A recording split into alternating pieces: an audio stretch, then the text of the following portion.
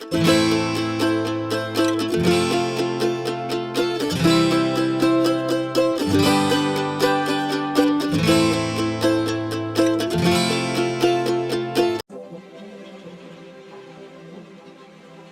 excelling as a standout in football and lacrosse, Jamesville DeWitt alum Jim DaRin decided to stay close to home when the time came to go to college. Frank Maloney was looking to shore up the line, and DaRin was a great addition. By DaRin's sophomore campaign, he had moved to center and earned his varsity letters snapping the ball to Bill Hurley. The summer between his sophomore and junior years at Syracuse, the world changed for Jim. In an accident at his summer job on the Miller Beer line, Jim nearly lost his life. Luckily, through medical care both in Syracuse and Boston, Jim survived. Jim's playing career ended that day, but his love of football, family, and life has continued. Today, we are lucky to have here at the Syracuse Football Banquet, Syracuse Football 1976 letterman, Jim DaRin. Please join me in welcoming a letter winner of distinction here at Syracuse University, Jim DaRin. I am so humbled to be up here before you. I came here tonight and I look out there, so many of my teammates and friends that are so much more accomplished in life than I. I'm just one link in this change that we call Forever Orange. Now that accent they showed you, there was a moment in that changed my life, that brought everything around. And first, I'd like to say, I think back to when I first started playing. My first coach, we didn't start until we were like in our teens, not like you guys, starting in single digits, but a man named Pasquale Testa, my first coach, looked like Vince Lombardi. Had glasses, always had a pierogi cigar in his mouth. He didn't smoke them, he chewed them. And I don't remember seeing him spit. He was tough. The first thing he said to me was, you want to play this game? He said, you get down there in your stance, you line up, you fire off, you put your face right in the other guy's snake, keep moving your feet. He goes, that's about 80% of it. I'll try to show you the rest. The other thing he taught me was about life. He said this game mirrors life. Each day you wake, each play you go out, you're in the huddle. You bow your head, you go out. Sometimes you go out there, you get the fit. I'm offensive line. You bend that guy over and you get a pancake, and other days you get knocked down the seat of your pants. But you get up, you brush them off, you go back, you bow your head, and you do it over. And then it's life. Now, when this happened, I don't know, probably a week or two after, and I had stabilized enough, but they drilled holes in my head and put a halo, and I was on a metal frame, and I was stretched out, and the explosion happened through my neck. That's why this voice is so bad, and I apologize for it, but it's the only one I got, and that's what we all got to do with. But I was there, and the neurosurgeon brought my parents in, and he said, well, I think it's about time we've talked about what's going on. And I'm there, and at that point, I couldn't move at all. I couldn't speak. Just ears, eyes, brain. Communicated with the nurses through blinking or sticking out my tongue. There was nothing, just nothing. And he told my parents, well, this is what I expect for Jim. He's going to be like this the rest of his life. I don't expect he'll ever leave here. He took out a big piece of my esophagus, so I couldn't eat that summer that I went through. I went from 275 to 150. You shouldn't do that. But he said he'd be institutionalized the rest of his life. My parents are distraught, and they leave, and the nurses, instead of me just staring at the ceiling and the floor, being stretched out in traction, they put these glasses on called,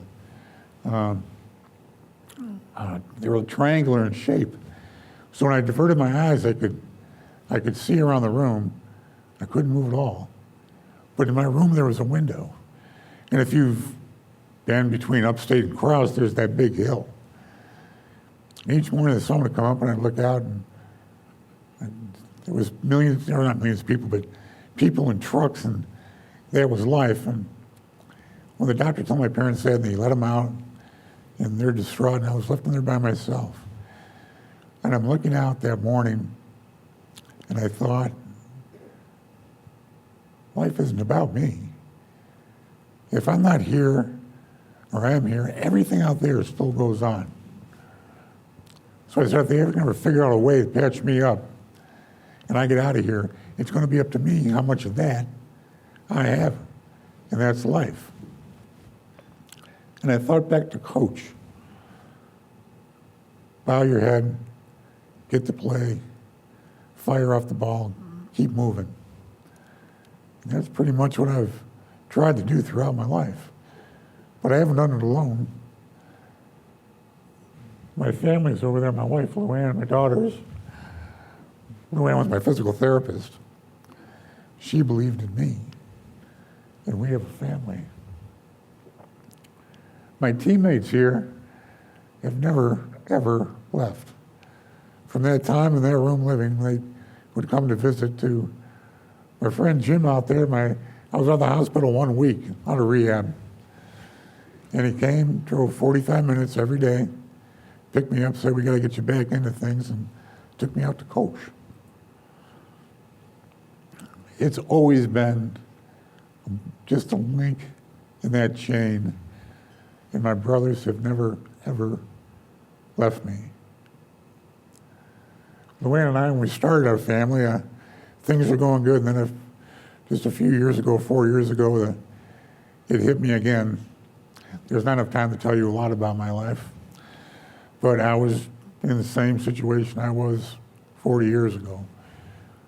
I had things inside of me that weren't supposed to be there, and they tried the best they can, and finally just sent me home. I had tubes in my arms and pumps, and it was just the start of what was going to be a long goodbye.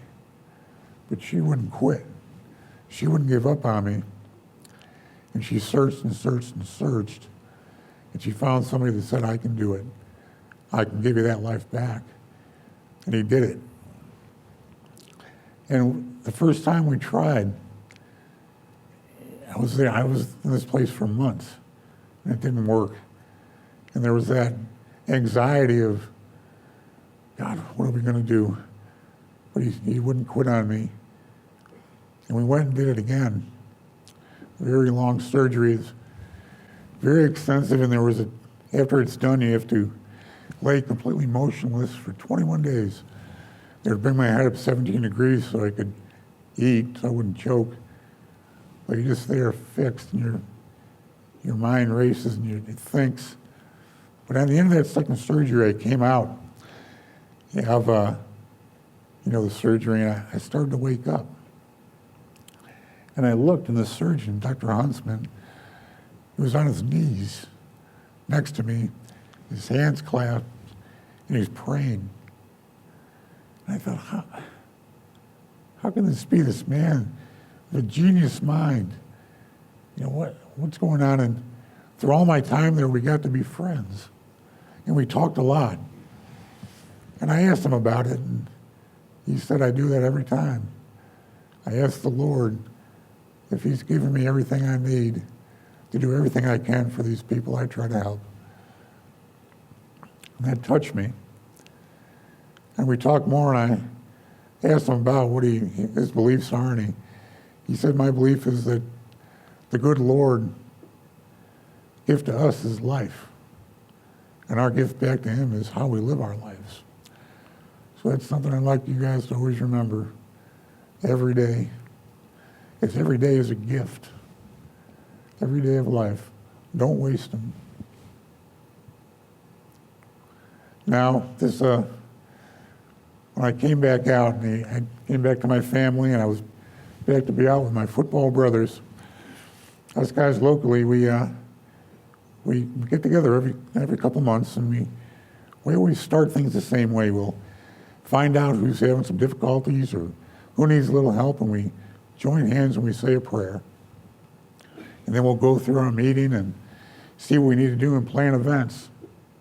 And this is part of something you guys don't know, but you've been a part of it since the first day you walked out of that locker room. You're a part of Forever Orange. It's a beautiful thing. It's something different here. We're always there for each other. And when we get done with the meeting, we join hands again, going back to that theme of huddle.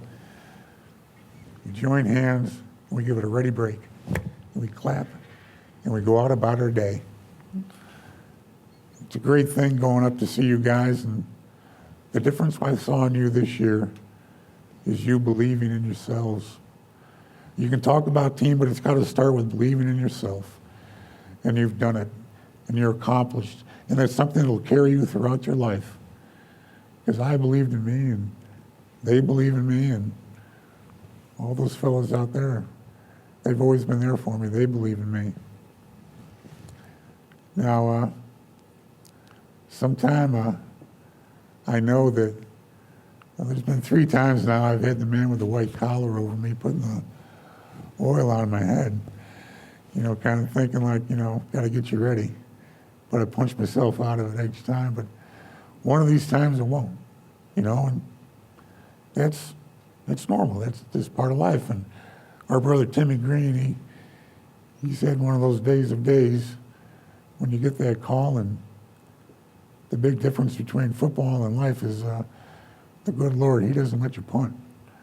You got to line up and you got to play every day and give it everything you got.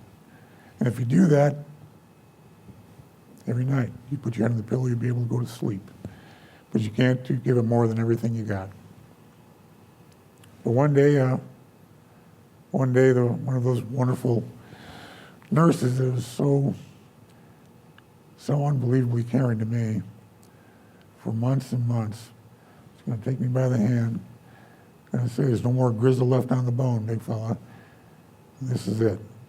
But I will fight through one more time to look out that window to see the sun come up, because each day is beautiful. And we have a tradition here at Syracuse, Forever Orange, and when that happens, when one of us goes, our last place is draped with a blanket, orange and blue with the Syracuse S with the words Forever Orange. That's very special, and I've asked my teammates, I'm just JD, I'm one of the boys. I have no title, I have no degree, there's nothing outstanding about me. I just am one of the fellas in the link of a chain that can never break. But on that day, I asked my teammates, I said, if anybody can make it, I know life is busy, grab a hand. If you got a word or two to say, say it. Then clap and break the huddle, and life goes on. Forever Orange. Thank you. What a story of inspiration and the ultimate definition of courage. And please welcome the DaRin family to my right.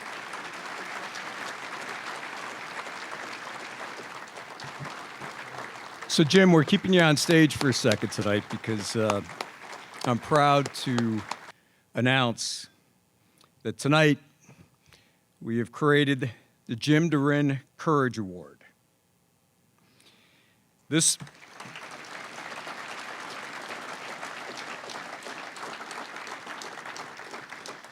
award will be presented to an active Syracuse University football player who exhibits extraordinary courage in overcoming significant obstacles such as injury, illness, or personal tragedy. The recipient of the Jim DaRin Courage Award is an individual that exhibits strength, perseverance, and a positive attitude during great times of challenge. And joining me on stage to present the first annual Jim DaRin Award, Coach Babers.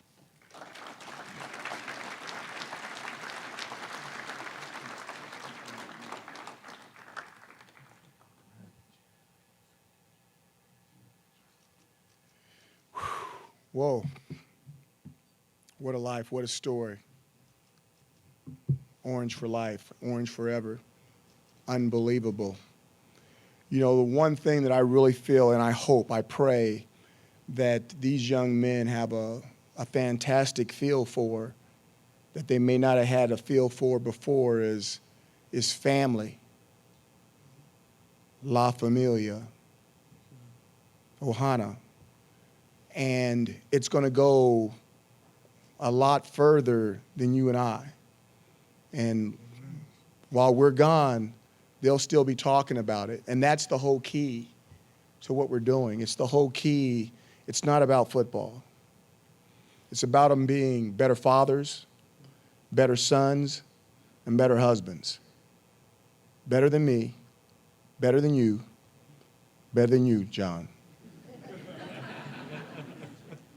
And we wouldn't want it any other way, because we all know that we're not perfect. We all know that there's only one person that ever walked this planet that was perfect. But as long as we're striving for that, and we're doing good and not bad, and right and not wrong, we have a chance. You guys know I'm serious. Okay? They're getting an opportunity to fill me right now, and I normally don't do this. Not with everyone else around. So, definition of faith? Oh, you guys are not awake. Definition of faith? You got to have faith. Okay? You got to have faith. As long as you can have faith, you can get anything accomplished. Because we don't care who gets the credit, as long as the credit goes to the family. Jim, are you with me? I'm with you. Are you sure? I'm sure. Are you sure? I'm sure. The leader of the recipient of the Jim Darwin Courage Award this year, 2018, goes to Rex Culpepper. DaRin.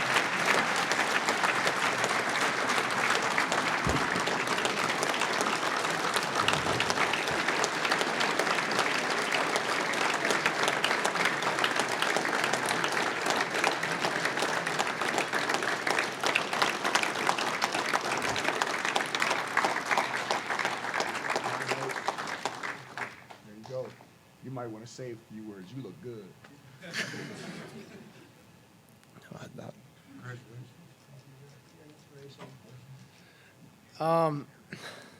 That story really, it really hit home with me. You guys see me today, and I'm back to my old self. I'm full of jokes, and I'm a locker room guy. I'm wearing crazy outfits and doing crazy things, just being one of the guys. But there was a very dark time in my fight against cancer where, like you said, I mean, it came close. You know, I somewhat saw the light. The way my chemotherapy regimen worked, I would go for an entire week, 5 straight days, and I'd get all my chemotherapy medicine in those 5 days, and I'd have 2 weeks to recover.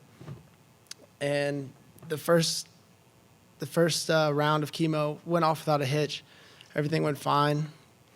And then I came up here to Syracuse to be back with you guys, because support's the name of the game when it comes to fighting a disease like that. And had an amazing opportunity to play the last drive of the spring game and feel like I was part of the team again. But when I went back in for that second week of treatment, I got my first chemo drug. Everything was perfectly fine. I was on the computer. I was calling Brittany, trying to get my schoolwork all together. I was feeling fine. You know, we're going to kick cancer's ass. And when they delivered my second drug, I just felt my heart racing a little bit, and something felt off. I turned to my mom and said, "Mom, something's wrong, something's wrong." And I couldn't really tell her what. I couldn't describe it. It was a feeling in my heart and lungs that I felt like I had no power over my body. I remember reaching towards the IV bag to try to pull the line out of my arm, because I could tell, like, whatever they're putting in me isn't right. And I reached over. My hand was shaking like this, and I couldn't grab it. And I immediately got crunched into like a fetal position. And I was having a reaction to my chemotherapy. The best way I can describe it is my body recognized it as a foreign substance, and my heart and lungs would have rather stopped than to continue to pump the poison throughout my body. So I was defenseless. I was curled up in a ball. My mom was frantically screaming, you know, running down the hallway, help, we need help, we need help, we need help. And I'm just flexing every muscle in my body. Rex, stay here, stay here. And they ran in with the crash cart. They had the EED to shock me back. And I just remember seeing that and thinking like my life was out of my control at this point. And either these nurses would save me or it was coming to an end.